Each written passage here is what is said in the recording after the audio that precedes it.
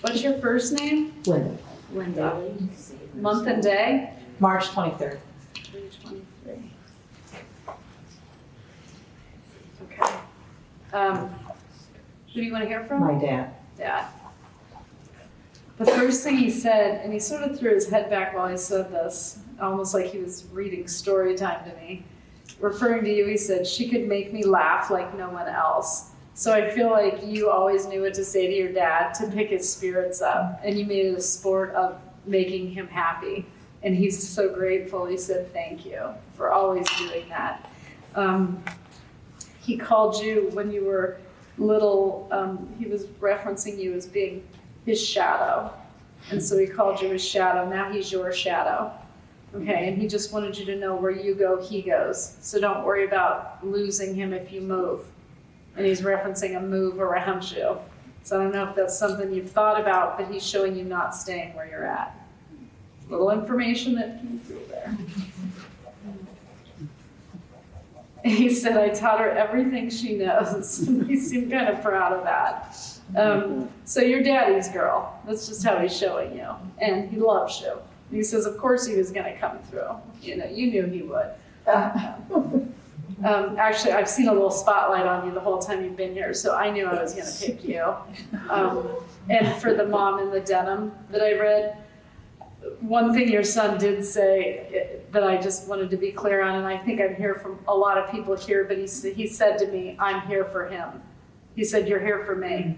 And I was like, okay. Yeah, exactly. We knew he would come through. Okay, That was our son. well, there you go. Okay.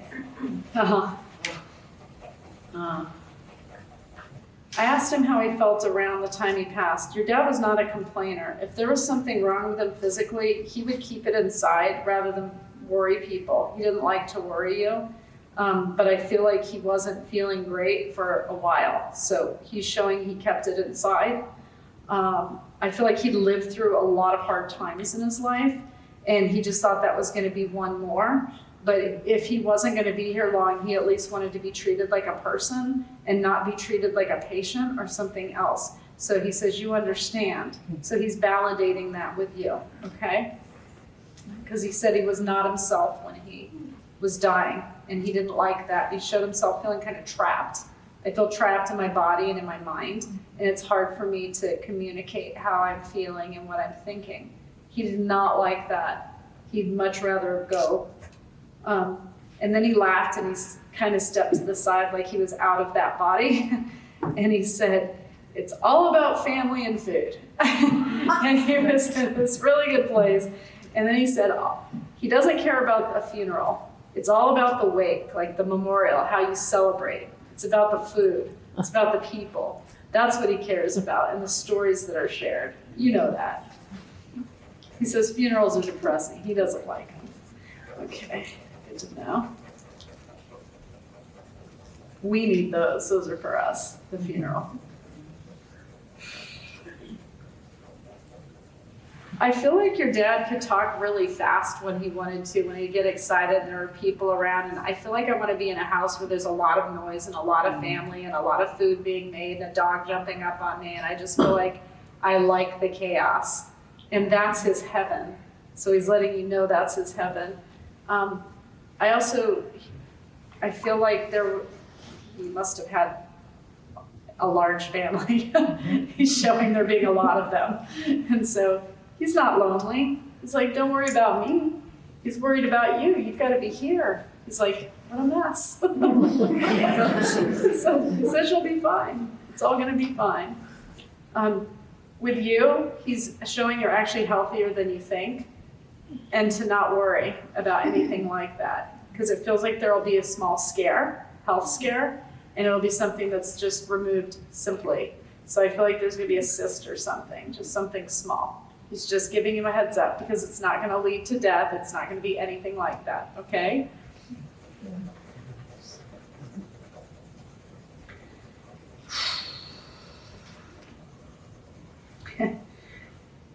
He says when he was younger, he was quite the ladies' man as he saw himself.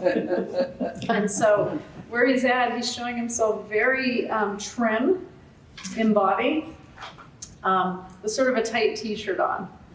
And I just feel like I'm hanging out with the guys and they like to fix their car. And so he's just showing a guy with the hood popped, like with his head under the car.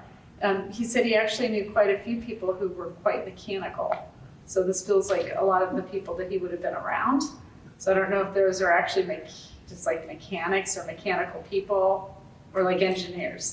But he's showing people that he knew were really good with their hands. And he tried to teach you that as well, how to be good with Yes, your hands. yes. He'd rather fix it himself than pay somebody. We worked on projects together. I love it. He says, there's nothing you need to do for me.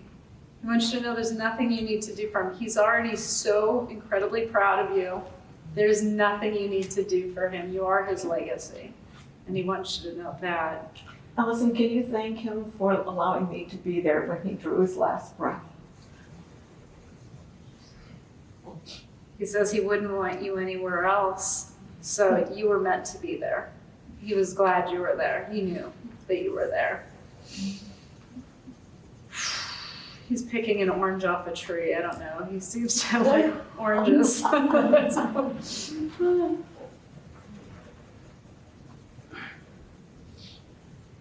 He says you'll always be his baby and he'll always be a young man.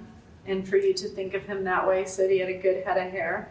And he's going like that. And he said he was a good time. He had great jokes and made friends easily. And he says got a few of them with him now. And he just enjoys kind of hanging out with them. So don't worry about him anymore. Move forward. He'll move forward with you. He loves you. I'm going to break my connection with him and send it with you, okay?